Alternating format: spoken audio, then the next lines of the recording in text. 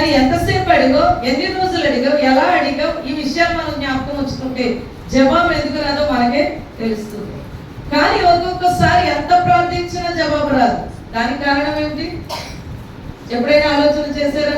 ఎందువల్లంటే ఆలస్యం మనకైనది ఆశీర్వాదము. నమ్మిన వారి దేవునికి స్తోత్రం చెల్లిద్దాం. ఆశీర్వాదము, దీవెన మనకు రావాలంటే కొన్ని విషయాల్లో ఏమవ్వాలి? ఆలస్యం అవ్వాలి. మనం ఒక్కొక్కసారి ఆలస్యంగా పొందుకున్న దాన్ని చూసి చాలా సంతోషిస్తాం. ఎన్నో రోజుల నుండి సరే ఇంటిలో ఏదైనా పోయింది ఒక వస్తువు, ఏం చేస్తాం? వెతుకుతాం, దొరకదు. మరలా వెతుకుతాం. దొరికింది అనుకోండి, ఎన్ని రోజులు అయిపోయిందండి దీని కొరకు ఎదుగుతున్నాను, దొరకలేదని. దొరికిన వెంటనే సంతోషిస్తాం. ఆ సంతోషాన్ని నీ ఎడల దేవుడు చూడాలని ఒక్కొక్కసారి నీ జీవితంలో కొన్ని విషయాలు, అన్ని విషయాలు కాదు, కొన్ని విషయాలలో ఆలస్యం అవుతూ ఉంటుంది. హల్లెలూయా. దాని కొరకు నీవు బాధపడకూడదు. ఆలస్యం చేస్తాడు కానీ దేవుడు అవహేళన చేయడండి. ఎప్పుడు కూడా నేను హేళన పాలు చేయడు. దేవుడు ఆలస్యం చేసిన అద్భుతం చేస్తాడు. దేవునికి స్తోత్రం.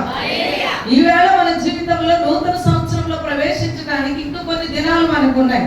2024 సంవత్సరం 1వ తారీఖున మొదటి ఆరాధనలో ప్రారంభించబడిన అంశాలు, అడిగిన నీ యొక్క పరిస్థితులు ఇంతవరకు నీకు జవాబు రాలేదు. ఇప్పుడు నువ్వేమనుకున్నావు? ప్రభువా 2024 సంవత్సరం కూడా అయిపోతుంది, 2025 సంవత్సరం వస్తుంది, మరి నేను ఎప్పుడు దానిని పొందుకుంటాను, నా ఆశ ఎప్పుడు తీరుతుందని అనుకుంటున్నావా, లేక ఇది జరగదు అనుకుంటున్నావా? ఒక్కసారి ఆలోచన